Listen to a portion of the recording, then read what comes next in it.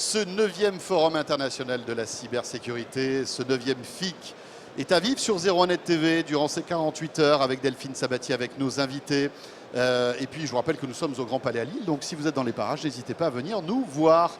Delphine, on va parler maintenant de cybersécurité, de collectivité territoriale et peut-être même aussi revenir sur la genèse du FIC. Ah oui, parce qu'on a un invité prestige autour de la table. Alors, je commence par vous présenter Colonel Laurent Vidal. Donc, vous êtes directeur adjoint du Centre de recherche de l'École des officiers de la Gendarmerie nationale. Bonjour. Bonjour.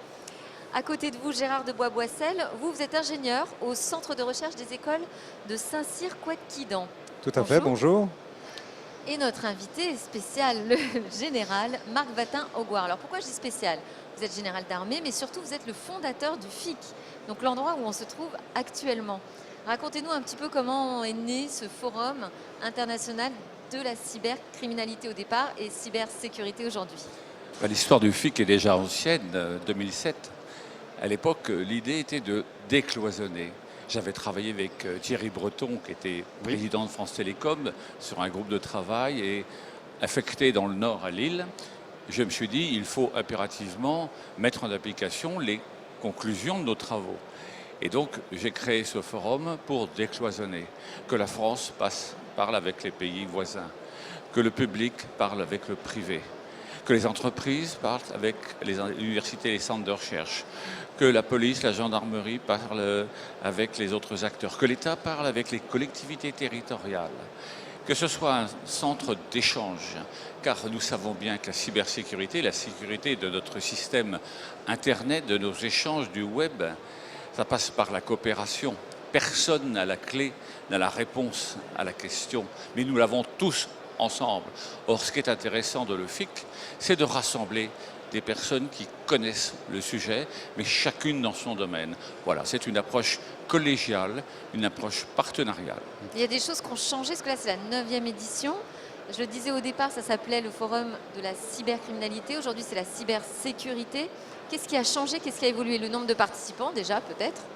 Le premier FIC, il y avait quoi? Vous aviez 500 intervenants au premier FIC, c'est ça? 250 intervenants à peu près. D'accord, 250, oui, 250. Et aujourd'hui plusieurs milliers. Ah, là aujourd'hui, le premier FIC, le pré-FIC, la numéro 0 c'était à peu près 250 personnes. Le premier vrai FIC c'était 500. Et nous fûmes 500 au commencement et nous sommes maintenant 9000 ou 8000 en arrivant au port. C'est-à-dire que, voilà. Vous devez être très fiers, non, de la croissance exponentielle de ce FIC. Vous devez en être fiers, non, en général? Alors c'est dû à deux choses. La première, bien évidemment, mais je ne le dirai pas, à la qualité de ce salon. La deuxième, c'est parce que le problème de la cybersécurité est de plus en plus un problème que chacun prend à son compte, s'approprie, que ce soit les entreprises, que ce soit le particulier, que ce soit l'État. Ici, vous avez toutes ces entités représentées et chaque année, on est de plus en plus conscient de la nécessité de faire quelque chose. Et vous voyez, on est dans une année électorale. La question sera, est-ce qu'on sera une France numérique ou on ne sera pas? C'est ça le vrai enjeu des 5 ans à venir. Mais je ne fais pas de politique. C'est vrai que c'est aujourd'hui la question de toutes les entreprises. Peut-être qu'avant, c'était davantage la question des entreprises informatiques. Aujourd'hui, ça touche vraiment tous les secteurs. Et on va parler aujourd'hui d'une cible qui est de plus en plus fragile. Oui, qui sont sensible. Les collectivités territoriales qui manipulent finalement énormément de données des citoyens et qui ne sont pas forcément les plus protégés ou les mieux armés. Les collectivités territoriales, c'est dont on va parler ce matin, tout à l'heure, c'est qu'aujourd'hui, elles sont témoins de notre vie quotidienne. Prenez une commune, un département. La commune, c'est l'état civil, c'est le cadastre, c'est la bibliothèque municipale qui est maintenant numérisée. Ce sont souvent des dispensaires, c'est un service social, ce sont des établissements pour les personnes âgées dépendantes, ce sont des transports scolaires, ce sont des transports publics. Ce sont toutes sortes d'activités qui vont glaner à un moment donné, collecter vos données, et notamment vos données à caractère personnel. Et vous voyez bien que si on arrive à puiser dans cette richesse, dans ce réservoir, toutes ces données, eh bien on peut profiler les personnes. Il y a donc un enjeu majeur. Parce que les communes sont souvent de petite taille, elles n'ont pas forcément de RSSI, elles n'ont pas forcément de DPO, c'est-à-dire en fait de responsables de protection des données. Et donc aujourd'hui, il faut véritablement leur dire, attention, vous êtes directement concerné, ça n'arrive pas qu'aux autres, c'est par des petites communes qu'on peut avoir des soucis importants par rapport aux données à caractère personnel. Et vous voyez, je pense que les communes en ont pris conscience, hélas, en début janvier 2015, après les attentats à Paris, eh bien, 19 000 communes ont vu leur site défacé, c'est-à-dire modifié. C'est-à-dire la home du site était différente. Et là, il y avait des messages de propagande. De la propagande de Daesh. Et là, ils ont pris conscience du fait que leur système était attaquable. Et c'est parfois des petites associations communales ou des entités qui n'avaient pas une importance considérable qui ont vu leur site défacé. Très bien. Gérard de Bois-Boissel, quel type de données peut stocker et collecter comme ça les collectivités territoriales, la mairie ? Écoutez, je pense que le général les a déjà cités, mais grosso modo, c'est évidemment tout ce qui est les données qu'une mairie gère en priorité, donc les états civils. Les états civils qui définissent pour chaque personne un certain nombre d'informations de sa vie privée, le recensement citoyen, l'organisation aussi des élections, tout ce qui est enseignement, les écoles primaires, les cantines, l'entretien et les protections de la commune aussi, ça va des travaux de voirie, mais aussi le cadastre, les permis de construire, l'aide sociale, dont le général parlait, le centre communal d'action sociale, avec tout ce qui est gestion du RMI, des logements sociaux. Et tout est numérisé aujourd'hui ? Énormément de ces données sont numérisées ou numérisables, ou en tout cas stockées sur des ordinateurs, donc sous une forme numérique. Et effectivement, l'ouverture de la transformation numérique fait qu'il y a des incitations pour que certaines de ces données puissent être ouvertes. Or, les collectivités ont le devoir de préserver ces données parce qu'elles sont sensibles et dans des mains mal attentionnées, elles pourraient avoir une valeur qui soit même monnayable et qui puisse même se faire rançonner à travers de certaines techniques d'attaque. On en parlera peut-être plus tard. C'est déjà arrivé ou pas ? Pour des mairies, oui, tout à fait. En tout cas, chez les individus, c'est quelque chose qui arrive maintenant de plus en plus fréquemment chez vous. Vous avez certaines méthodes de ce qu'on appelle le ransomware. Vos données sont chiffrées et si vous ne payez pas une rançon, vos données peuvent être détruites à distance. C'est quelque chose qui va se généraliser dans les administrations. Et les mairies doivent vraiment faire très attention à ce genre de choses, tout comme les hôpitaux. D'autant qu'elles sont responsables de ces données. C'est elles qui sont responsables. Absolument. Le maire, la mairie, notamment le maire, est responsable des données de sa collectivité. Et il a d'abord un devoir de à la fois les préserver et les sécuriser. Et c'est une responsabilité assez lourde qu'il doit endosser. Et pour ça, il doit se donner des moyens pour pouvoir les protéger. Oui. Colonel ? En fait, les maires doivent considérer leur commune un petit peu comme un chef d'entreprise considère son outil de travail. Il conserve des données qui concernent non pas ses clients mais ses concitoyens qui vont toucher des sphères très profondes de leur intimité. Le général parlait des parents qui sont dans un établissement de santé. Il parle des enfants avec tout ce que ça implique pour la cantine, avec les particularités pour l'alimentation liées parfois à la religion. Toutes ces données sont extrêmement sensibles et comme un bon chef d'entreprise, le maire finalement doit prendre des mesures pour interdire ou éviter que quelqu'un d'autre se les approprie parce que ces données, elles ont toute une valeur. Elles peuvent être utilisées à des choses très, très diverses. Mais est-ce que tous les maires sont sensibilisés à cette importance et ont conscience de la gravité de toutes ces données et de l'importance de ces données ? Alors la sensibilisation, ça fait partie du travail notamment de la gendarmerie, mais pas que. Je pense qu'il y a une prise de conscience qui se fait progressivement.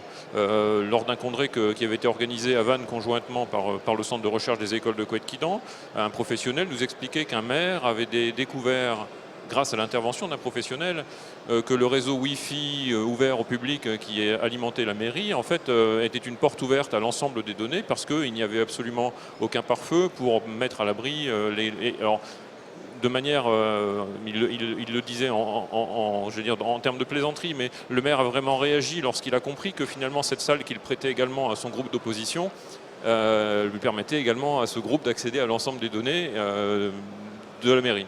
Voilà. Donc il y a une prise de conscience qui doit se faire. Je pense qu'elle est en cours, mais en cours, c'est-à-dire vous avez un état des lieux, vous avez une idée à peu près des pourcentages de communes qui ont conscience et qui sécurisent aujourd'hui leur site internet? Alors, l'actualité nous aide malheureusement parce que le général parlait des cas de défaçage qui ont fait suite aux attentats, mais on a également évoqué dans la presse le cas de ces hôpitaux américains qui se sont fait rançonner par le cryptage de leurs données. Ce sont des informations qui sont publiques et que les maires entendent comme tous nos concitoyens. Et je pense que petit à petit, ils prennent véritablement conscience de leur responsabilité vis-à-vis de l'ensemble de ces données et ils commencent à réfléchir vraiment à la manière de s'organiser. Je pense qu'ils ont compris que de la même manière qu'on ne confie pas à son voisin le tractopelle de la commune pour faire des travaux de voirie parce que c'est quelqu'un de sympathique, eh bien c'est fini l'époque où on peut confier la sécurité informatique de la mairie à l'ami de la secrétaire de mairie parce qu'elle bidouille bien son Oui, et ordinateur. parce qu'il s'y connaît en Wi-Fi. Exactement. Voilà. Donc Ouais, il faut mais- quoi? Il faut un DSI là? Eh bien, ça peut être une solution. Et si la mairie n'a pas les moyens pour engager en propre un DSI, eh bien, elles peuvent peut-être se regrouper avec d'autres communes pour payer ce professionnel et répartir en fait le service de ce professionnel entre diverses communes et collectivités territoriales. C'est quelque chose qui existe déjà pour les polices municipales, par exemple. Eh bien, ça peut être tout à fait envisageable pour ce type de professionnel. Je pense qu'il y a vraiment un marché pour ce genre de choses et des possibilités financières, même pour les communes les plus petites. Ouais. Et ça, Gérard de Bois-Boissel, vous avez des conseils à donner pour les aider à mieux se protéger quand on sait qu'il y a des communes ou même des collectivités territoriales qui ont des problèmes de budget et le budget de la sécurité, ça peut s'avérer très très élevé. Alors effectivement, je pense que la taille de la commune, c'est quand même un facteur majeur dans l'organisation de cette réponse aux menaces. Et je crois que les grandes communes ont les moyens de pouvoir avoir une politique précise et des moyens à disposition humains notamment et techniques pour résoudre ces questions. Les petites communes, elles, doivent se regrouper. Ceci étant, je souhaiterais ajouter qu'il y a tout de même dans chaque commune, quelle que soit la taille, une politique de sécurité à avoir. Donc c'est à la fois une sensibilisation, une formation des personnes, c'est une politique de sécurité d'accès aux données. Tout le monde ne peut pas accéder aux données, donc il faut définir une politique aussi de stockage des données. Comment stocker les données, où, selon quels critères d'accès également, et puis se faire aider par des audits extérieurs. Si les compétences ne sont pas dans la commune, ce qui est souvent le cas dans les petites communes, eh bien, il faut aller les chercher à l'extérieur et pourquoi pas des partenariats externes avec des personnes qui sont expertes dans le monde privé. Et puis, on peut aller jusqu'au test en finale, effectuer des tests pour voir si les systèmes sont bien protégés. 50% des communes ont un site qui n'est pas à jour. 50% des communes, c'est impressionnant. Et beaucoup de communes ont délégué ce fameux site à une connaissance qui leur a fait voilà, les choses c'est de ce qu'on façon, disait. un petit peu de façon amicale. Et ça, dans notre monde technologique actuel, ça n'est plus un jeu, c'est une expertise évidemment. qui est demandée. Des D'autant que outils tout- qui ne sont pas tenus à jour Bien aussi, sûr. ça c'est un classique même dans le grand public. Et il n'y a pas de raison que Voilà. ça ne se retrouve pas au niveau local. Et Alors le rôle des collaborateurs est également important. Je reprends l'exemple de l'entreprise.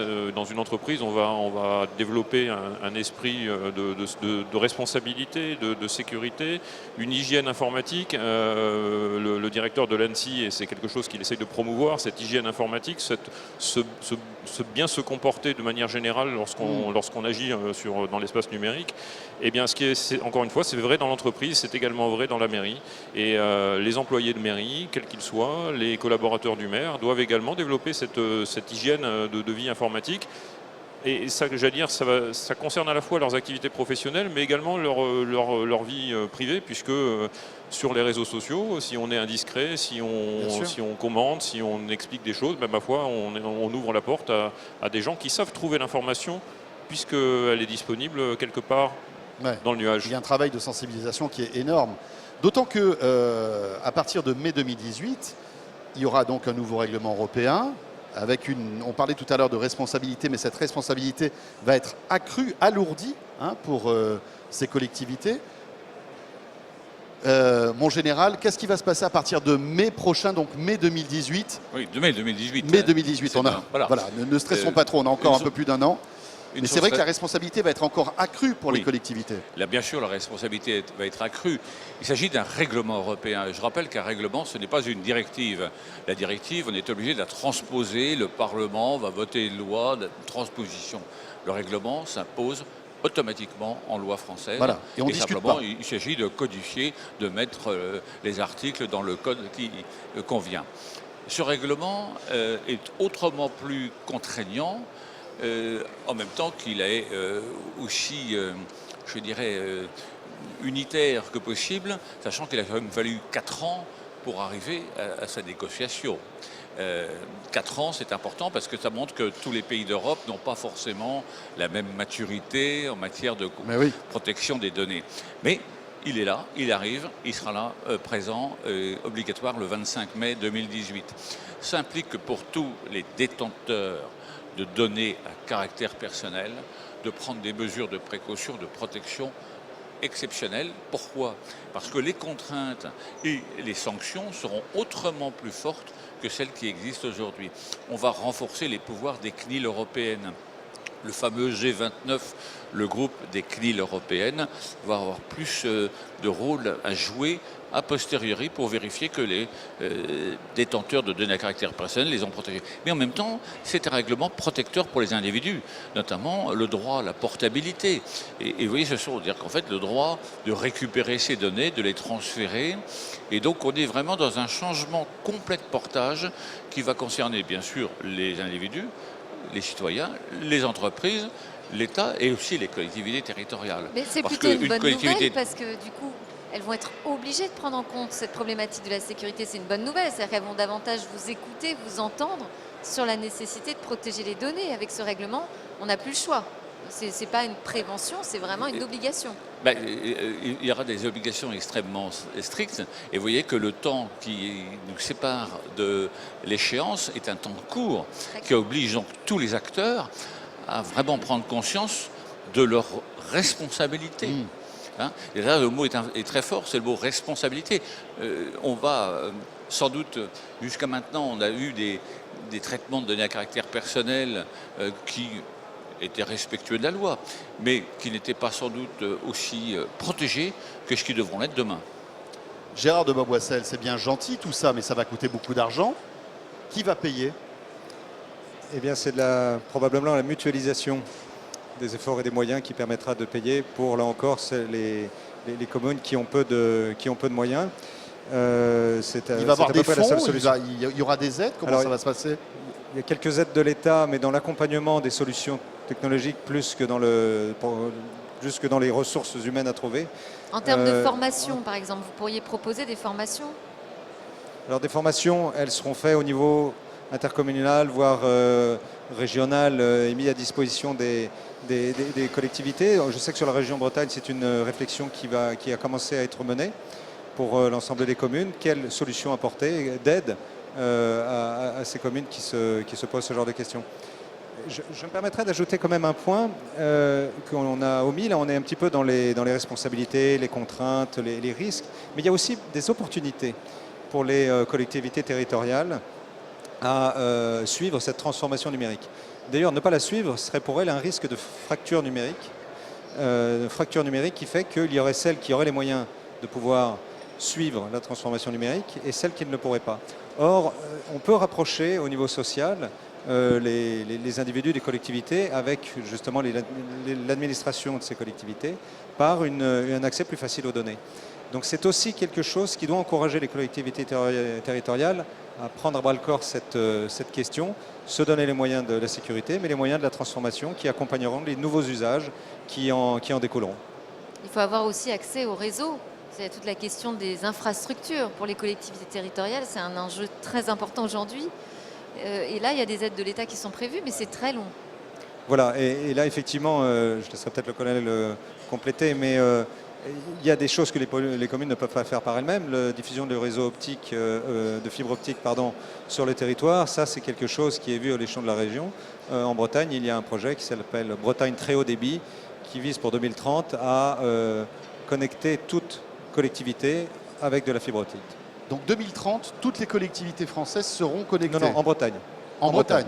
C'est le projet parce que c'est bien beau de Bretagne parler- très haut débit. C'est bien beau de parler de tout ça, mais c'est vrai qu'il y a encore énormément de petits villages, hein, même de petits hameaux qui n'ont pas de connexion très haut débit, qui parfois même sont dans des zones où il n'y a rien, ou pas grand-chose. Donc c'est vrai qu'il y a du travail aussi à ce niveau-là. Et c'est justement, je parlais d'opportunités, pour éviter que ces territoires ne rentrent dans une sorte de situation de deuxième zone, leur donner un accès à la fibre optique, c'est le pari que fait la région Bretagne pour que ces villages redeviennent attractifs, en tout cas sur le plan des usages numériques de demain. Et les grandes villes, c'est une solution. Le village connecté à la campagne, c'est peut-être ce qui va leur permettre de survivre dans les années à venir. Et le point d'entrée aujourd'hui dans les collectivités territoriales, c'est quoi? Il y a un directeur des systèmes de sécurité. Est-ce que vous avez un point de contact? Alors ça peut être effectivement cette personne qui est responsable de la sécurité informatique de la mairie. Si ce n'est pas le cas, si ça n'existe pas ou si ça n'est pas encore en place, le maire peut s'adresser lui-même directement à la gendarmerie. Il y a des référents sûreté qui existent et qui sont capables de fournir des conseils. La gendarmerie étoffe son réseau de spécialistes des nouvelles technologies en matière d'investigation, notamment judiciaire, et elle développe maintenant une capacité à aider et à comment dirais-je, à conseiller les mairies qui en font la demande de manière importante. Voilà. Donc il y a cette aide-là aussi qui existe. On peut toujours demander conseil, au moins sur la fiabilité des installations telles qu'elles sont envisagées. Hein, on ne donnera jamais d'avis sur les matériaux eux-mêmes ou sur les matériels qui seront installés. On n'est pas là pour vendre tel ou tel produit. En revanche, pour dire voilà, il risque d'y avoir un vrai problème de sûreté, ça c'est possible de le dire. Très bien. Très bien, merci beaucoup. beaucoup. Merci beaucoup au général Marc Watin-Augouard d'avoir été avec nous. Le papa du FIC, on peut le dire, Gérard de Boissel et le colonel Laurent Vidal. Merci beaucoup. Merci à vous. Delphine, on va se retrouver ce soir à 18h, ici Absolument. même, dans ce studio, donc, puisque rappelons-le, 01net TV, la chaîne officielle du FIC, pour un live spécial que vous pourrez retrouver sur 01net TV avec Jérôme Colombin et énormément d'invités. Delphine sera là, on retrouvera aussi la rédaction de 01net.com et puis on reviendra demain dès midi, pour encore une fois jeter un œil sur toutes les initiatives en matière de cybersécurité. qu'on Avec de peut nouveaux trouver invités, ici. effectivement, qui nous raconteront les nouvelles problématiques Oui. liées à la cybersécurité. En tout cas, merci de nous suivre Merci. et à très vite.